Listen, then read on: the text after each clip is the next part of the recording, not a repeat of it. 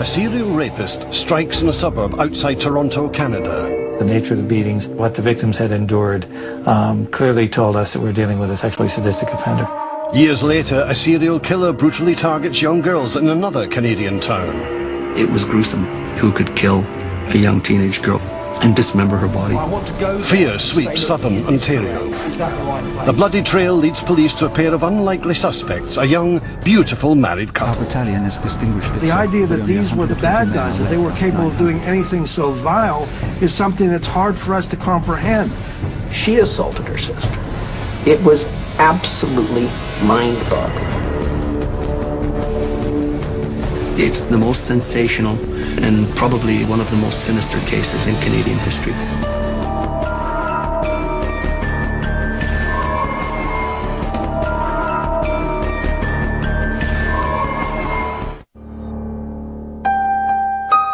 Saturday the 29th of June 1991, at a quiet recreational area near the town of St. Catharines in Ontario, Canada, some fishermen made a horrifying discovery. At one end of Lake Gibson, they noticed several concrete blocks partially submerged in the water. They took a closer look and were shocked to find what appeared to be pieces of human flesh protruding from the cracks. Niagara Regional Police searched the murky waters for more evidence. They found a total of 8 concrete blocks, each contained body parts. We believe the party to be a female, young female. It could be between 14 to 24 years of age. The victim was identified as 14-year-old Leslie Mahaffey from the nearby town of Burlington. She'd been missing for 2 weeks. The same day her body was found, a young couple exchanged wedding vows 16 miles away in the quaint town of Niagara-on-the-Lake. Their fairy tale wedding was complete with a horse-drawn carriage. At face value, it was a beautiful wedding, but if you talk to the friends and the relatives, everybody knew that it was just a big charade. 21-year-old Karla Homolka and 26-year-old Paul Bernardo appeared to be the perfect couple, but friends and family suspected Paul had been unfaithful. What they didn't know was far worse.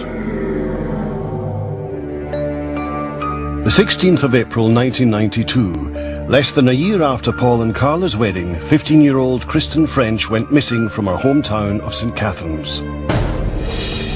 2 weeks later, on the 30th of April, her parents' worst fears were realized.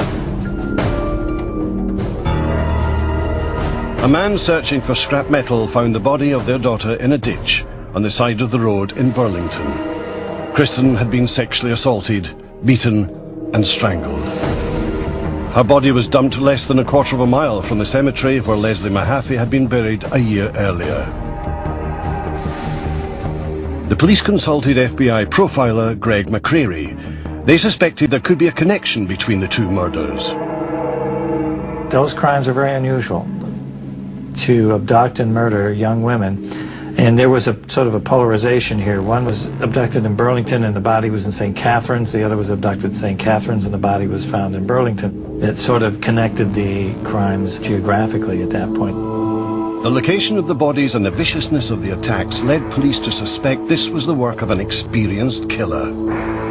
This was no kid that was just starting a criminal career. This is somebody who had developed a degree of criminal sophistication over the years. The police also believed that the culprit might have an accomplice after eyewitnesses reported seeing the victim talking to 2 people just before she disappeared. Is this correct? What no one could imagine is that the police would eventually link the crimes to these young, good-looking Our newlyweds. battalion has distinguished itself, but only 120 men are left. They were attractive looking, they were intelligent, they were in love. The idea that these were the bad guys, that they were capable of doing anything so vile, is something that's hard for us to comprehend. Paul and Karla would eventually be linked not only to the murders of Leslie Mahaffey and Kristen French, but also the killing of Karla's own sister and the rapes of more than a dozen other women in southern Ontario. Their story would generate headlines around the world about the systematic failure of the police to catch them and the couple's intense obsession with each other. When Karla Homolka first met Paul Bernardo, she was a 17-year-old high school student working part-time in a pet shop. Paul was 23, training to be an accountant, and would soon graduate from the University of Toronto. Say, look, is this correct? Is that the right place? The 17th of October 1987, Karla was attending a pet food convention in the town of Scarborough, outside Toronto. 120 men are left out of 900. She and a colleague were having a late-night snack in a hotel restaurant when Paul walked in. As soon as Paul Bernardo walked in the door and laid eyes on Karla Homolka, there was, as the friends describe it, there was electricity in the air. It was love at first sight, or lust at first sight, whatever you want to call it. Paul was over 6 feet tall with boyish good looks and a captivating charm. Karla was immediately attracted to his handsome appearance and outgoing personality. Within hours, they were in her hotel room having sex. My sense is that Karla was extremely insecure and was looking for a strong man. Their intense mutual attraction would eventually spiral out of control with horrific consequences. They call it a match made in heaven, but in this case it was clearly a match made in hell. Karla believed 23-year-old Paul was the man of her dreams, but he was a man with dark secrets, and she was a young woman who would do anything for him. The eldest of 3 daughters, Karla Homolka was a popular and pretty girl. She grew up in St. Catharines, on the southern shore of Lake Ontario. In high school, Karla had several boyfriends, but none quite like Paul Bernardo.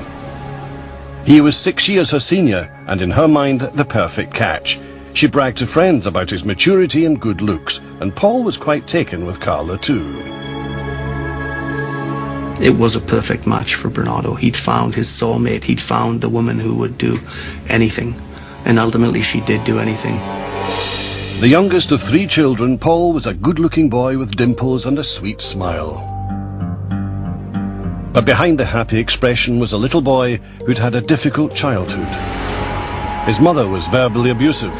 His father, Paul discovered, was not his biological parent, something Paul only found out when he was 16. Around that time, Paul began peeping through his female neighbours' windows as they undressed. As he grew older, his voyeurism gradually mutated into something more aggressive. It would appear there's something very different in terms of his sexual makeup. From what I can glean, he wasn't necessarily a man who was terribly aroused by consenting sexual activity. Paul Bernardo tried to keep his sexual tendencies hidden. In September 1983, he began studying at the University of Toronto in Scarborough. By all accounts, he was well liked by friends and neighbours. One of the most horrifying things is that he seems so normal. I believe that this is quite common in psychopathic personalities. They are often very charming, entertaining, life of the party kind of people. He had several girlfriends in college who said they broke up with him when their sexual relationships became abusive. He'd become fixated almost on violence towards women and on conquering women, on going to discos and bars and getting them and having sex with them and getting them to do whatever he wanted. In the spring of 1988, a sexual predator was roaming the streets of Scarborough. By May, there'd been 7 attacks on women. We're supposed to warn women not to travel alone at night. The attacker would grab women as they got off a bus or walked through a park, pulling them behind bushes where he'd sexually assault them. At first, these attacks consisted of groping, but over a 13-month period, the assaults grew more violent. The media dubbed the attacker the Scarborough Rapist. His victims were forced to perform intercourse, oral sex and sodomy, and were sometimes beaten. Everybody knew about the Scarborough Rapist. Everybody was on their guard. And it was a nightmare for many young women. And it was a real nightmare for the women who unfortunately happened to be pounced on by him. The Metropolitan Toronto Police Department took statements from the victims. But they couldn't get an accurate description. The women had been attacked from behind and couldn't see the rapist's face clearly. All they could say was that he was young and good-looking with light-coloured hair. Police found another common characteristic among the attacks. The attacker forced his victims to call themselves degrading names such as slut. Nobody had a clue who the Scarborough rapist was. The Toronto police were working diligently on the case. They'd taken as many as, I believe, 100 DNA samples from potential suspects. In the autumn of 1988, the Toronto police called in FBI profiler Greg McCreary to assist in the search for the Scarborough rapist. Over the next several months, McCreary analysed police reports and was able to link 4 more attacks to the Scarborough rapist, bringing the total up to 11. This was a very dangerous subtype of rapist that was very anger-based, perhaps even sadistic in nature. They're rare, but they're very, very dangerous offenders. McCreary's concerns grew as the assaults became more serious. Not only were these women being brutalized, but we felt we're on the verge of perhaps this thing moving over the line into homicide, and that's what had everybody's attention.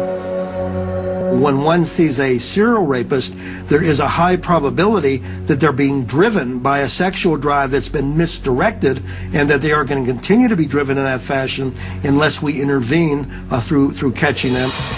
Special Agent McCreary developed a profile of the person he thought police should be looking for. We felt this was more of a high-functioning, intelligent, psychopathic, sexually sadistic sort of offender. And he lives in the Scarborough area in a dependent situation, probably with family members. Early 20s, has a violent relationship with women, even women that he's in a relationship with.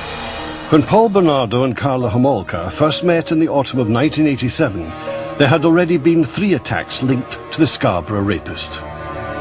Karla never suspected the man she was falling in love with was linked to these brutal crimes. I want to go there and say, look, is this correct? At first, Paul Bernardo showered her with flowers, with gifts, and treated her really well. He was a considerate person. He was a considerate lover. He was a nice guy. And she flaunted him something fierce. Paul and Karla's relationship quickly intensified, both physically and emotionally. Over the next 18 months, Paul drove to St. Catharines to visit Karla several times a week, an 80-mile trip. Our family adored him and weren't concerned by their 6-year age difference. Like 19-year-old Karla, her parents thought Paul was a great catch.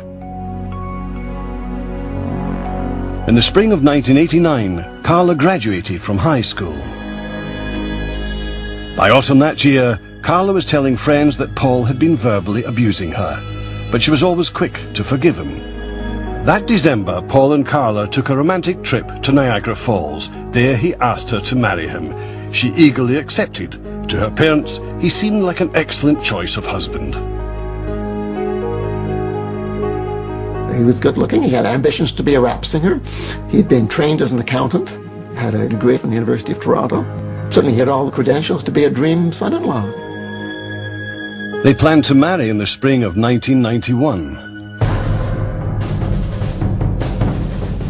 On the 29th of May 1990, police released a composite sketch of the Scarborough rapist to the media. The composite sketch came out about the time we were doing the profile. One of the victims got a pretty good look. When the sketch was publicized, friends of Paul Bernardo were stunned by what they saw. Paul Bernardo's best friends had in fact contacted Toronto police and said, this artist's concept is a ringer for Paul Bernardo.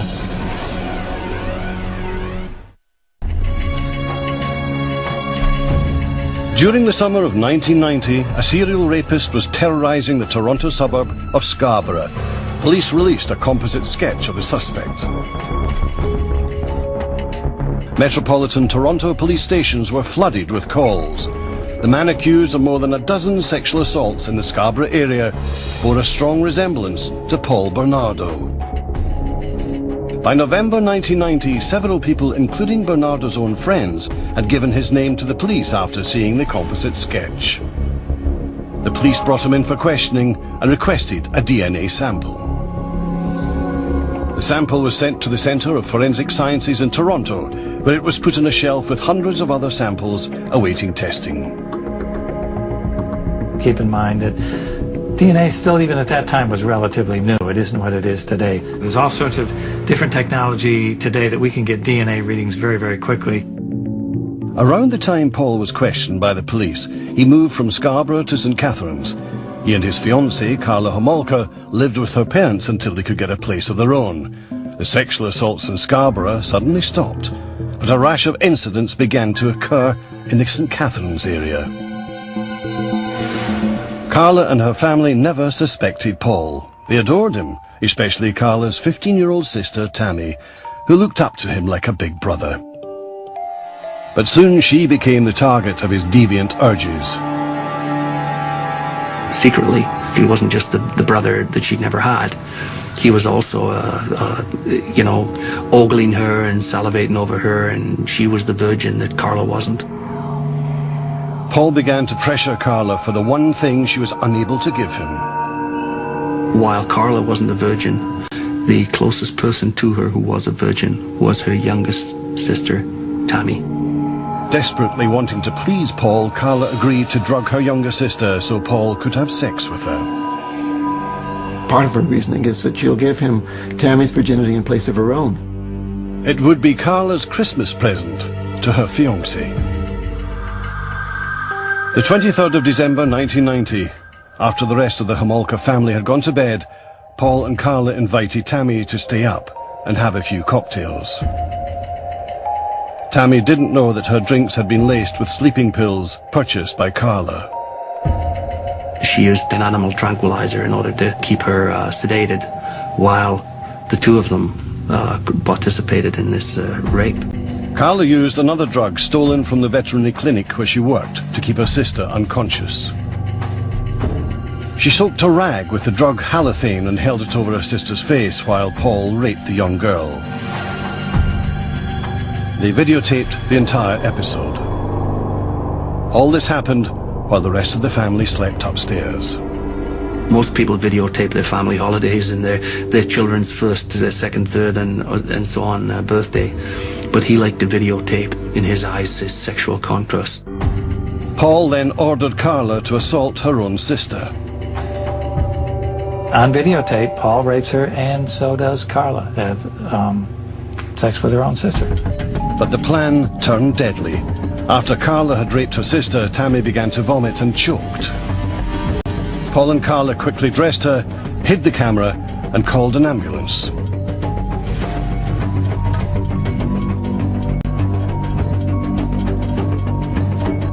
When paramedics arrived, the couple said they tried to revive Tammy after she'd passed out from drinking. Tammy was taken to the hospital, where in the early hours of Christmas Eve, she was pronounced dead. It never crossed anybody's mind that her own sister had participated in the killing. Although doctors found a mysterious burn mark on Tammy's face where Karla had held the halothane-soaked drag, they concluded that she died of natural causes. Paul and Karla claimed the mark was a rug burn caused by their attempt to revive Tammy. Karla's parents viewed the death of the youngest child as a tragic accident, something that could happen to any teenager. Everybody kind of took it at face value, so to speak, and wow, accidental death. Kids do drugs, kids drink. How unfortunate, how tragic. A month later, Karla and Paul moved out of the Homolka house and into their own home. They moved into this two-story bungalow in Port Dalhousie, a small town near St. Catharines. From the outside, they appeared to be a perfect couple, but behind closed doors, Paul began to turn his aggression on Karla. He teased Karla that he was the Scarborough rapist and began physically abusing her. Any thoughts Karla had of leaving Paul were diminished by her insecurities and fear that he would tell her parents about her involvement in Tammy's death. In this particular case, we have a man who is a serial rapist who meets up with a woman who ultimately ends up participating in further acts of sexual abuse, and ones that are even far more serious. Paul Bernardo had given a DNA sample to the police more than 2 months earlier, but it still hadn't been tested. Anytime offenders come into contact with the police and they don't end up in handcuffs, they're emboldened. They think they're better, smarter than the police. The 15th of June, 1991. 2 weeks before Karla's dream wedding, Paul woke her in the middle of the night with a surprise. A young girl, 14-year-old Leslie Mahaffey. He'd abducted Leslie from her own backyard, luring the teenager into his car with a cigarette. Together, the couple held the young girl captive in their home, repeatedly assaulting her and recording the attacks on video. After less than 24 hours, they strangled her, cut up her body, and encased the pieces in concrete blocks, before dumping them in nearby Lake Gibson. It was 2 weeks before their wedding. Well, clearly the relationship between Paul and Karla was a very destructive one. These are two people that fed into one another and encouraged and supported one another, would appear, in doing things that were just, in some sense, unspeakable. On the 29th of June, 1991, Paul Bernardo and Karla Homolka exchanged wedding vows before more than 100 friends and family members. On the same day as their fairy tale wedding, fishermen discovered the dismembered body of 14-year-old Leslie Mahaffey, encased in concrete blocks. The details of the young girl's murder sent shockwaves through the region. It was gruesome. I mean, when you imagine not only who could kill a young teenage girl, but who could dismember her body, dispose of it in such an ugly and heinous way. There was this massive veil of fear right across southern Ontario. Over the next year, the Niagara Regional Police attempted to find any clues that would lead them to the teenager's killer. They called in FBI profiler Greg McCreary to assist with the investigation. McCreary had been asked to help with the Scarborough rapist case more than 2 years earlier. But he had no reason to believe those rapes were connected to the murder of Leslie Mahaffey. Nor did Toronto police make the connection to the rash of incidents in St. Catharines, so that information was not brought to McCreary's attention. I wish I had made that connection. I had no idea there were other rapes going on up there at the time either. Had I known that, I don't know, maybe that would have clicked for me. While the Niagara Regional Police searched for Leslie's murderer, Karla Homolka settled into her role as a wife. But she soon found that marriage had not quenched her new husband's thirst for virgins. In fact, Paul's deviant sexual demands escalated. After they were married, Paul demanded that Karla get some of her sister, Tammy's best friends, around to the house because he wanted to drug them in the same way that they drugged Tammy. Over the next year, Karla enticed several young girls into their home. The newlyweds drugged and sexually assaulted them. But unlike Karla's sister, Tammy, these girls survived, regaining consciousness with no memory of the assaults. Some of the attacks were videotaped. He was obsessed with making himself into a star. It was very important for him to keep trophies or mementos that would confirm how successful he had been on these occasions. With Karla's knowledge, Paul continued to stalk women throughout the Niagara region. On the 16th of April 1992, Paul and Karla went for an afternoon drive with the intent of bringing home a new sex slave. They were only a few miles from their own house when they spotted 15-year-old Kristen French walking home from school. They pulled into a church car park and waited for the girl to pass. Karla was sitting in the passenger seat of Paul's Nissan, and she said to Kristen French, "Excuse me, could you help us with directions?" And she had a map out, and poor Kristen had no idea what was about to happen to her. The couple shoved Kristen into their car and drove the short distance back to their Port Dalhousie home. It wasn't long before Kristen French was reported missing. Local police began to investigate. We have no doubt from eyewitnesses that Kristen was abducted from that parking lot. Witnesses told police they'd seen the girl with 2 people in the church car park. They also reported seeing the 3 drive away in a beige Camaro. In response to public fear about an attacker on the prowl, the Niagara Regional Police put together a team of investigators called the Green Ribbon Task Force.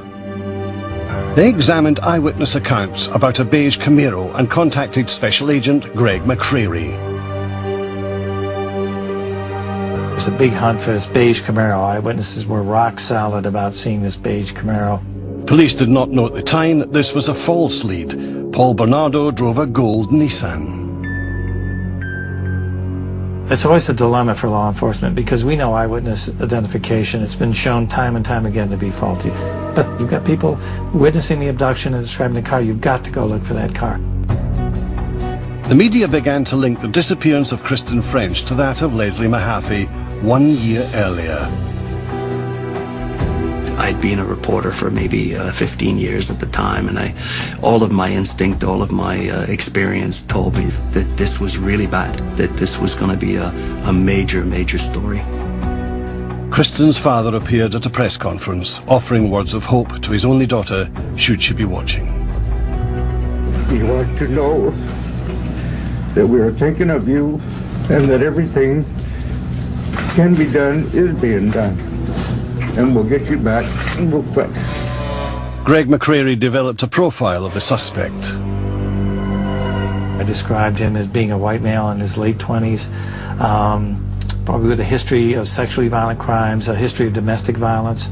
He would beat his domestic partners. Based on eyewitness reports that there were 2 offenders, McCrary hoped that he could get through to one of them. If we can drive a wedge in between them, there's likely to be a falling out, and we would like to very much be able to facilitate that. Paul and Karla kept Kristen French for several days, raping and beating her. They videotaped the assaults to add to their collection. Finally, they strangled her.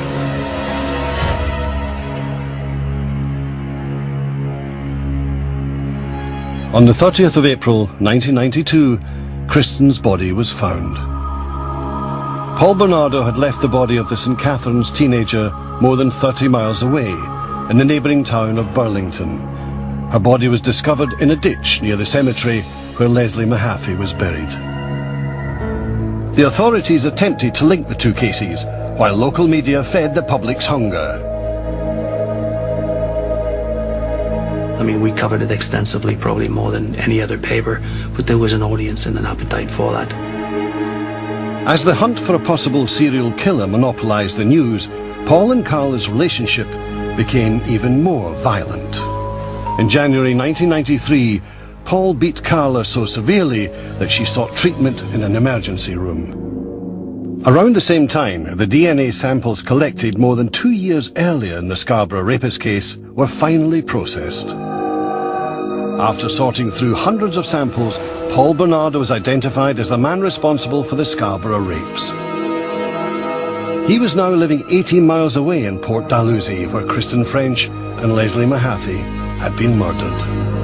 That was a moment where I was both excited and frustrated. They had identified Paul Bernardo now as being the Scarborough rapist, and then he had moved into this area and became prime suspect, #1 suspect in this case. Bernardo had originally been identified and questioned based on a composite sketch of the Scarborough rapist more than 2 years earlier. At that time, he'd also given a DNA sample. I think he was more brazen and more aggressive than ever, thinking that for whatever reason he'd beaten the system. After investigators connected the cases, reporter Alan Cairns got the police tip of a lifetime. The guy said, pull your Scarborough rapist files. And I remember, no, it's the Kristen French murder. And Leslie Mahaffey murder, he said, pull your Scarborough rapist guy files. It's the same guy. And I was stunned. Huge, huge story.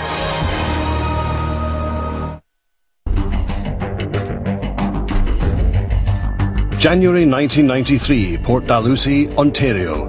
Paul Bernardo and Karla Homolka had a violent fight, landing her in hospital with severe injuries. Paul had attacked Karla with a torch, leaving her with 2 black eyes, a broken rib, and severe bruising. After less than 2 years of marriage, she decided to move out. Around the same time, Toronto police contacted Karla to discuss the DNA results of the Scarborough rapist case. After more than a 2-year delay, officials had identified her husband Paul Bernardo as the Scarborough rapist. Police suspected there might be some connection to the murders of Kristen French and Leslie Mahaffey, but had few leads. To question Karla, they brought along members of the Green Ribbon Task Force, the team investigating the murders of the girls. She thought to interview her about the domestic assault. In my opinion, they handled that interview exactly right, because they didn't accuse her, they didn't overstep the bounds, but just by having Green Ribbon Task Force investigators there, that message was being communicated to her. After her interview with the authorities, Karla broke down and confessed everything to her family. She was afraid the police already knew or were close to discovering the couple's terrible crimes. On her parents' advice, Karla hired a lawyer and told him that Paul was the Scarborough rapist. She also admitted to their being involved in the deaths of Leslie Mahaffey, Kristen French, and her own sister, Tammy Homolka. Karla now held the key to putting away one of Canada's most notorious serial rapists and killers. But she would only agree to testify against her husband in exchange for a reduced sentence for herself. Her attorney began to cut a deal, and that, of course, was of tremendous interest, to all the investigators, being able to shed some direct light on these murders and what was going on. Karla made a full confession to the police. She confirmed that Paul was the Scarborough rapist and blamed him for the deaths of the 3 girls. She said that Paul had forced her to take part in the attacks against her will. Karla also told them that all the physical proof they needed was in the couple's house on video. When it came together, it was the aha moment. It's the, it makes perfect sense now. That you could see that escalation, the escalation that we dreaded early on in the Scarborough rapes. Word quickly spread that there'd been a breakthrough in 3 of Canada's biggest unsolved criminal cases, the Scarborough rapist and the murders of Kristen French and Leslie Mahaffey. Police knew they had to move fast before Paul Bernardo tried to make a run for it. On the 17th of February 1993, the police arrested Bernardo. Investigators began searching his Port Dalhousie home. I will confirm for you this morning that we have obtained the search warrant. We entered the premise and began our work. During a 71-day search, the police could not find the videotapes which Karla claimed showed the attacks on Leslie, Kristen and Tammy. Karla's word was all the prosecutors had to go on if they wanted to move forward and press charges against Paul Bernardo. Given her extensive knowledge of the crimes and her willingness to testify, Karla's attorney was able to arrange a plea agreement with prosecutors. They made a deal with Karla Homolka because they had no choice. They did not have direct evidence linking Paul Bernardo to the murder victims. In exchange for her testimony against her husband, Karla would receive a reduced sentence for her involvement in the murders. The deal was kept secret from the public. The 28th of June 1993, Karla appeared in court to face the charges against her. Although journalists were allowed in the courtroom, they were only allowed to report on the charges and sentence. This restriction was uncommon in Canadian courts and frustrated many reporters. The publication ban actually spurred the media to write even more about what they didn't know, to write even more about their unanswered questions, and to stir up public indignation about the public right to know being denied. It suddenly dawned on us how big this case was and how brutal and how awful and how psychologically twisted this case was. In court, Karla's attorney portrayed her as an abused wife, forced to participate in her husband's criminal activities. Karla was convicted on manslaughter charges stemming from her involvement in the murders of Kristen French and Leslie Mahaffey. She received 2 12-year sentences. The terms were to be served concurrently. She had received what everybody thought was described as the deal of the century. What she had participated in, though, was not generally known publicly. The light sentence unleashed widespread speculation about a secret plea agreement. Since her plea was not allowed to be publicized, it was inferred that it must have been a guilty plea. According to the government, the plea agreement and the full facts of the case were being kept secret to ensure a fair trial for Paul Bernardo. The public was divided about being left in the dark. Hear no justice, see no justice, speak no justice. The law's an ass. All we need to know is that justice is served. We don't need to know what the girls went through. Karla Homolka was sent to Kingston Prison for Women. In August 1993, while in prison, Karla filed for divorce. The next time she'd see Paul was in court, testifying against him. It was then that the full, shocking details of the couple's crimes would be made public. The interest in this case was not sparked so much by the brutality of the murders. It was essentially fed by disbelief that such an attractive man and such a beautiful young girl could team up and be involved in something so bad. I mean, the Americans coined them Ken and Barbie, and you know, there was something to be said about that. Ken and Barbie's darkest secrets would soon be revealed when the couple's missing videotapes finally surfaced. The 18th of May 1995, Toronto. Day one of the trial of Paul Bernardo, one of the most anticipated murder trials in Canadian history. People queued for blocks to try and get a seat inside. Scarborough native Paul Bernardo pleaded not guilty to 9 charges in connection with the deaths of Leslie Mahaffey and Kristen French, including kidnapping, unlawful confinement, aggravated sexual assault, and murder. His now ex-wife, Karla Homolka, was already serving time in prison for her role in the crimes. After agreeing to testify against Paul, Karla was serving a 12-year sentence. Inside the courtroom, the day began with some powerful new evidence for prosecutors. 6 videotapes found in the couple's home. That was the first time that they had direct evidence against not only Paul Bernardo but Karla Homolka. Much to the court's surprise, the tapes revealed a very different version of events. Karla had misled the authorities about her involvement in the crimes. On the videos, she was seen fully participating in the attacks. Had the tapes surfaced earlier, they could have affected her infamous plea deal. The tapes were crucial evidence. They were the smoking gun.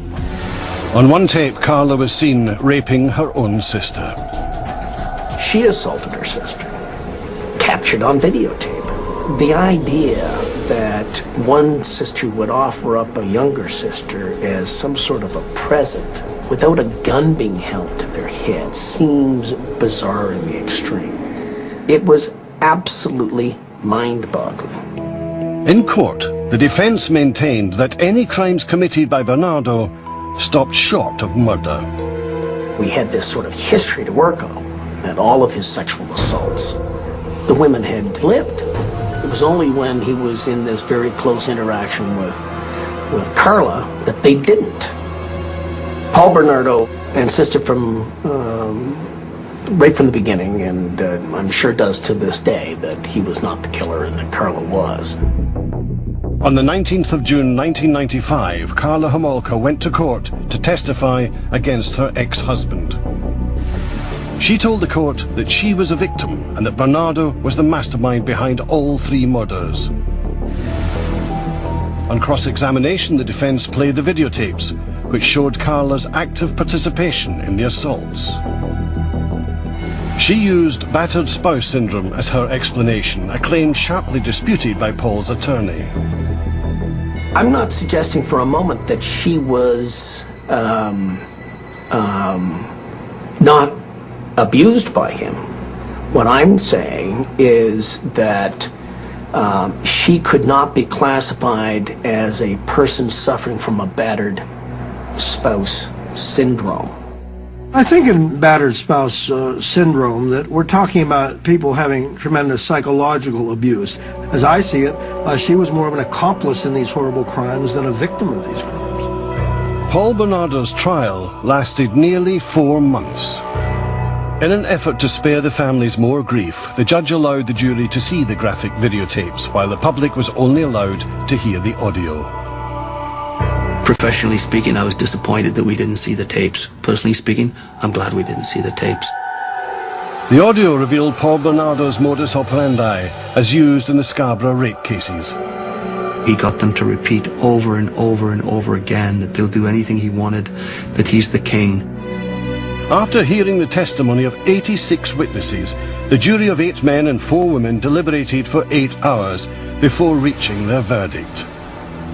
The 1st of September 1995, 31-year-old Paul Bernardo was found guilty of all 9 charges against him, including 2 counts of first-degree murder for killing 15-year-old Kristen French and 14-year-old Leslie Mahaffey. The parents of both girls were pleased that Bernardo was behind bars, but their nightmare wasn't over. Only the trial is over. Leslie is still not coming home. Paul Bernardo was sentenced to life in prison with eligibility for parole in 25 years. After his conviction, he confessed to the manslaughter of Karla's younger sister Tammy and the sexual assaults of 14 other women in the Scarborough area. Those admissions led the judge to declare him a dangerous offender, meaning he'll probably spend the rest of his life in jail without chance of parole. The controversy sort of rages around, was Karla given too light a sentence? Did she get off on this thing, so to speak, get off way too lightly? And that's certainly the opinion of a lot of folks, that she is. I have my concern that she may be more psychopathic than Paul. Even though Karla Homolka had misled the authorities about her role in the assaults, prosecutors decided not to challenge the plea agreement. The decision, they said, was final. I'm not a lawyer, but as I understand the law, once the deal was cut in Canada, they had to honor the deal. Karla's plea deal became known as one of the worst in Canadian history. The media dubbed it the deal with the devil. The controversy surrounding Paul Bernardo and Karla Homolka's crimes did not end with the verdicts. The following year, the Ontario court released the results of a 6-month inquiry into the police's handling of the Paul Bernardo case. They concluded that the investigation was hampered by numerous errors and that Bernardo fell through the cracks simply by moving from one community to another.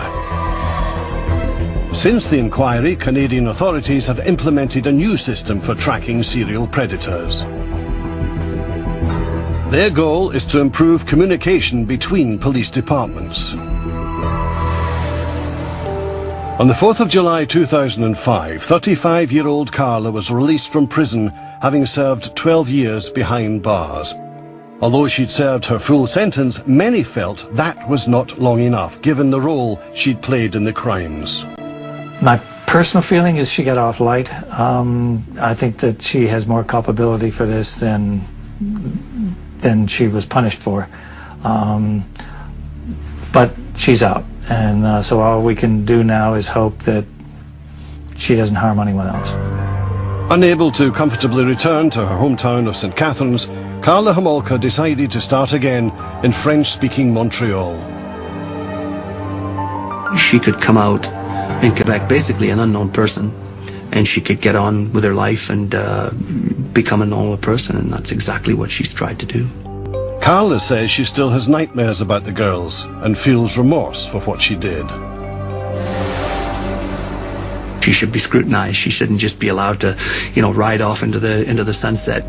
In February 2007, less than 2 years after her release from prison, Karla Homolka gave birth to a baby boy. Karla Homolka has a tough life ahead. How do you deal with what happened there? And how on earth is she going to break it to her child? What happened? She's out there in the community, and so we all, not only for her sake, but for all of our sakes, have to hope that she's going to do well. From my perspective, she had served her sentence. It was she's entitled to be released, and she's entitled to go about her life as best she can, and that's the way the system is. Would I want her living next door? No.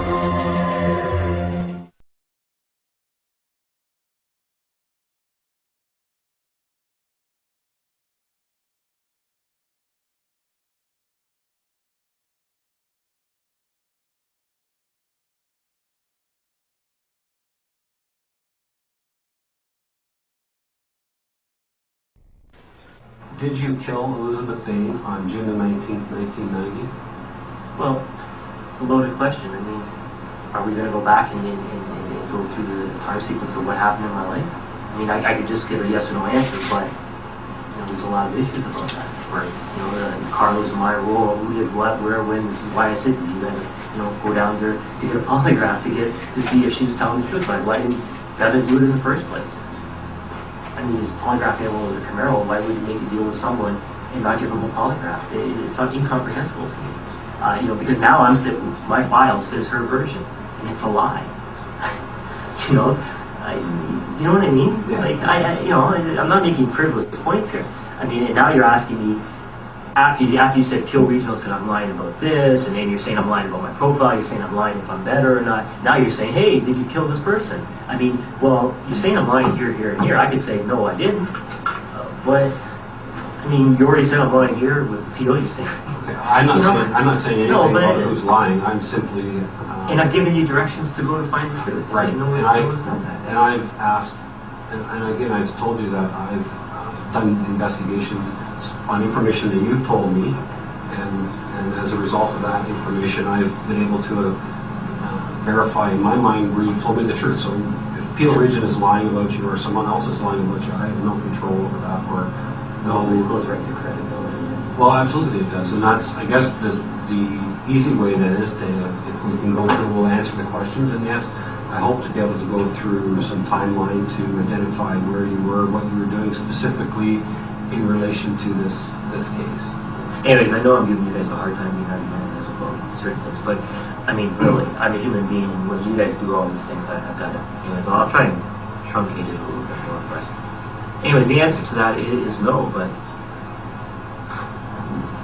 the 800-pound gorilla in the room that's a life 25 sentence, It really comes down to credibility, and not only credibility, but then again, timeline. I mean, between what Carla's and my roles were respectively, and this and that. There was points here. I mean, and now you're asking me, after you said Peel Regional said I'm lying about this, and then you're saying I'm lying about my profile, you're saying I'm lying if I'm better or not. Now you're saying, hey, did you kill this person? I mean, well, you're saying I'm lying here, here, and here. I could say, no, I didn't. But I mean, you already said I'm lying here with Peel. You say. Okay, I'm not saying anything about who's lying. I'm simply. And I've given you directions to go to find the truth. Right. And I've asked, and again, I've told you that I've done investigation on information that you've told me, and as a result of that information, I've been able to verify in my mind where you've told me the truth. So if Peel Region is lying about you or someone else is lying about you, I have no control over that. Or it goes right to credibility. Well, absolutely it does, and that's, I guess, the easy way then is to, if we can go through, we'll answer the questions, and yes, I hope to be able to go through some timeline to identify where you were, what you were doing specifically in relation to this case. Anyways, I know I'm giving you guys a hard time about certain things, but I mean, really, I'm a human being, and when you guys do all these things, I've got to, I'll try and truncate it a little bit more, but anyways, the answer to that is no, but the 800-pound gorilla in the room that's a life 25 sentence, It really comes down to credibility, and not only credibility, but then again, timeline. I mean, between what Carla's and my roles were respectively, and this and that. He used to make me kneel on the floor in the middle of the bedroom, and I would stare straight ahead, and he would walk around me in circles and kick me. And I wasn't allowed to look, so I wouldn't know when it was coming. Well, he raped her when I was there, and I think he made me leave twice. Why do you think he made you leave? I don't know. And now that I look back, I think how stupid. I mean, I should have gone to the police from day one. But my mind was so messed up.